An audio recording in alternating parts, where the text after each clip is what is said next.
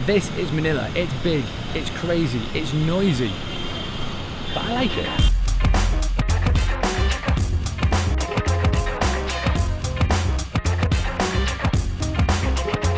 Manila, the capital of the Philippines, an electric city full of energy, noise, lots of traffic, and home to around 13 million people. The gateway to the rest of the country for most visitors who use this city as a launch pad to get around. This is one big Asian city but with a strong American influence. It's full of huge buildings, loads happening, and oh yeah, it gets really hot and humid. I was only in the city for a short time and had just got off a very long flight from the UK, so I knew I wasn't going to see everything the capital had to offer, but I wanted to check out Manila by starting at its roots.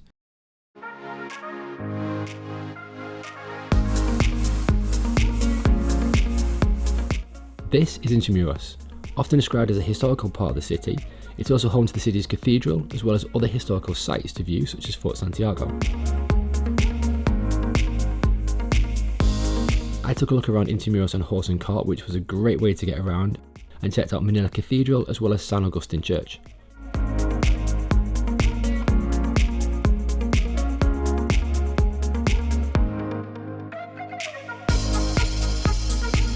This area is full of old buildings, many of which are in a Spanish style, reflecting the time when the Philippines was under Spanish rule.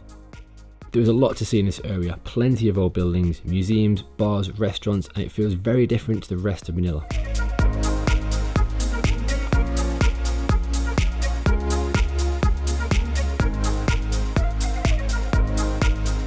So this is Intimus, the kind of historical part of the city.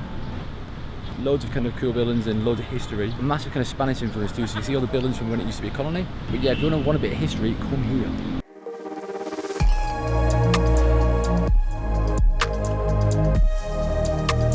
Next up on my tour of Intramuros was Fort Santiago, originally built to protect the city of Manila, but this is a very important place in Filipino history.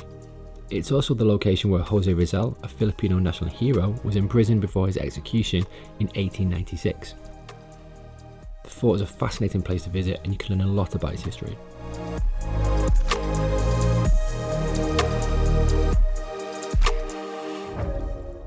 So one thing you'll notice when you come to Manila, in fact the Philippines in general, is that the Filipinos have some incredible malls. I mean, these places have everything.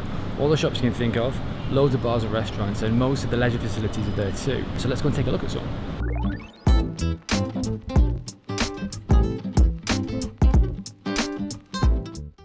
If there's one thing Filipinos love, it's shopping malls, and these things really do have everything. As well as all the shops you can imagine, there's usually a whole host of eateries as well as entertainment venues. What I found from Manila and most of the big cities in the Philippines is that most of the amenities are actually in shopping malls, so at some point you're probably going to end up in one. There are many shopping malls and all unique with their own gimmick to draw you in. One of my favourites in the city was Greenbelt. This massive place was part inside, part outside, with some beautiful gardens and water features, and even a church.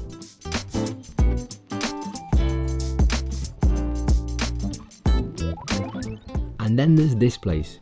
Yep, that's a gondola, and you'd be forgiven for thinking that this is somewhere in Italy maybe, or even a casino in Las Vegas, but no, this is a Venice themed mall in Manila.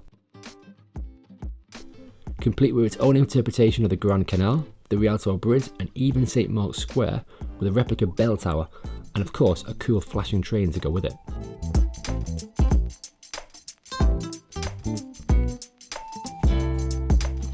So Manila is a great city and there's lots to do, but if you do get a little bit tired of city life and you want a bit of a change from the fast pace of all the kind of hustle and bustle of the city, then there's quite a few things which you can do nearby to Manila, which are maybe an hour or two's drive or a couple of hours away, which is what I'm going to do today. Now I'm quite keen to see one of the volcanoes in the Philippines, and there's one which is about an hour and a half drive away kind of, however it's a little bit live. So we can't get too close to it, but there's a place which you can go to where you can still get some great views of it, which is kind of as good as I'm going to get at the moment. So today I'm off to a place called Takatai.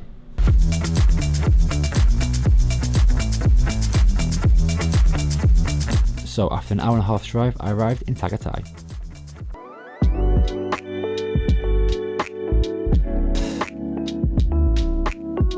To be fair, there's not loads to do in Tagatai, although it does have a stunning view of the Taal Volcano.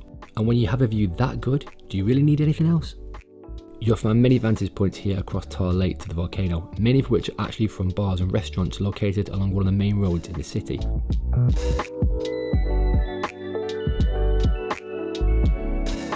So the views from Tagatai of the volcano Taal are amazing. As you can see it behind me, it is a really cool sight.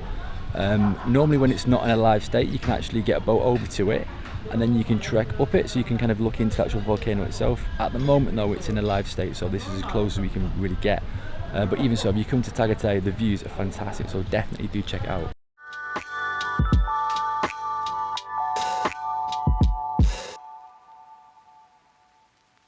As I said at the start of my video, Manila is big, noisy and crazy, but that's what makes it what it is. If you come to the Philippines, then Manila will probably be the first place you'll visit, and it's a good introduction to the rest of the country. It was a shame that I was only here for a short time to look around, but it's a fantastic city with lots happening and a great atmosphere. Don't expect a calming environment, as you will not get it here, but well, there are lots of other places to relax in the Philippines. That's it from me. I hope you liked the video and my take on Manila. Don't forget to give me a like and subscribe. Thanks for watching, and I'll see you soon.